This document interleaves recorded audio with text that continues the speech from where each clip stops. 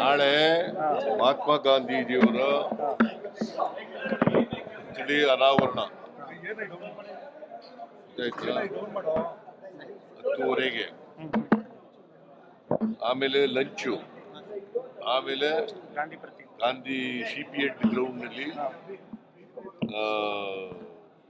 ಜೈ ಬಾಪು, ಜೈ ಭೀಮ್, ಜೈ ಸಂವಿಧಾನ ಸಾರ್ವಜನಿಕ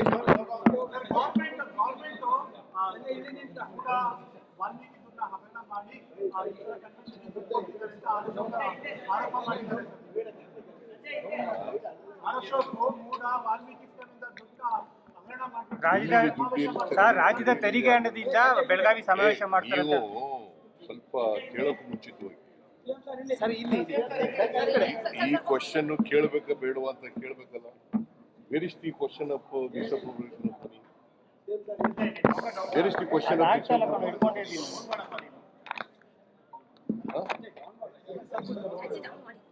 wear is the question of misappropriation of money? ಅವ್ರು ಹೇಳೋದು ಬೇಡ, ನೀನ್ ಹೇಳಯ್ಯ. ಅವ್ರು ಹೇಳ್ತಾರೆ ಅಂತ ನೀನ್ ಕೇಳ್ಬಿಡ್ತೀಯ? ನೀನ್ ಹೆಣ್ಣಾಗುವಂತಂದ್ರೆ ಆಗ್ಬಿಡ್ತೀಯ? ಸರ್, ಕಲಬುರಗಿನಲ್ಲಿ ಕಾರ್ಮಿಕರ ಮೇಲೆ ಹಲ್ಲೆ ಆಗಿದೆ ಸರ್. ಕಲಬುರಗಿನಲ್ಲಿ, ವಿಜಯಪುರದಲ್ಲಿ ಕಾರ್ಮಿಕರ ಮೇಲೆ ಹಲ್ಲೆ ಆಗಿದೆ ಸರ್. ತುಂಬಾ ಹೊಡೆದಿದ್ದಾರೆ, 3 ಜನಕ್ಕೆ ಹೊಡೆದಿದ್ದಾರೆ ಸರ್.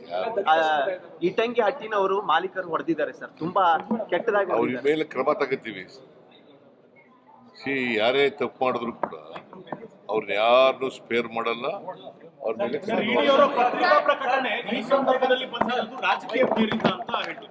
ಇಡಿರವರ ಪತ್ರಿಕಾ ಪ್ರಕಟಣೆ ಇಡಿರವರು ಪ್ರೆಸ್ ರಿಲೀಸ್ ಇದುವರೆಗೂ ಮಾಡಿಲ್ಲ, ಈ ಟೈಮ್ ಅಲ್ಲೇ ಬೇಕು ಅಂತ ಮಾಡಿದ್ದಾರೆ ಅನ್ನೋದು ಒಂದು ಆರೋಪ ಸರ್. ಇಡಿ ಅವರು ಮೂಡಾ ಯಾರು ಮಾಡಿದ್ದಾರೆ ಸರ್? ಈ ಸರ್ ಇಡಿ ಅವರು ನಿಮ್ಮ ಮೇಲೆ ಮಾಡ್ತಾರೆ. ಇಡಿ ಅವರು ಪ್ರೆಸ್ ರಿಲೀಸ್ ಮಾಡಿರೋದಕ್ಕೂ ನನಗೂ ಸಂಬಂಧ ಗೊತ್ತಾಯ್ತಾ? ಹೇಳಪ್ಪ, ಇಲ್ಲಿ ಸಂಬಂಧ ಇಲ್ಲ. ಅವರು ರಾಜಕೀಯವಾಗಿ ಉದ್ದೇಶಪೂರ್ವಕವಾಗಿ ಮಾಡ್ತಾ ಇದ್ದಾರೆ, ಅನಗತ್ಯವಾಗಿ ಮಾಡ್ತಾ ಇದ್ದಾರೆ.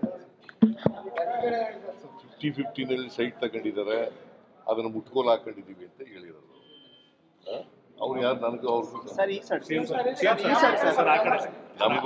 ನಮಗೂ ಅದಕ್ಕೂ ಸಂಬಂಧ ಇಲ್ಲ. ಅನಗತ್ಯವಾಗಿ ಬಿಜೆಪಿಯವರು ಬೇಕು ಅಂತೇಳಿ ಅದನ್ನ ರಿಲೀಸ್ ಮಾಡಿದ್ದಾರೆ.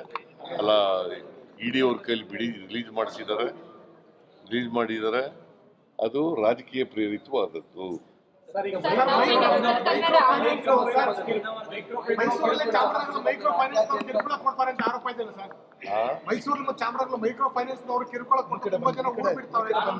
ಅವ್ರ ಮೇಲೆ ಕಾನೂನು ರೀತಿಯ ಕ್ರಮ ತಗೋತೀವಿ. ಯಾರೇ ಕಿರುಕುಳ ಕೊಟ್ಟರು ಕೂಡ, ಮೈಕ್ರೋ ಫೈನಾನ್ಸ್ನವರು ಕಿರುಕುಳ ಕೊಟ್ರೆ ಅವ್ರ ಮೇಲೆ ಕ್ರಮ ತಗೊಳ್ತೀವಿ.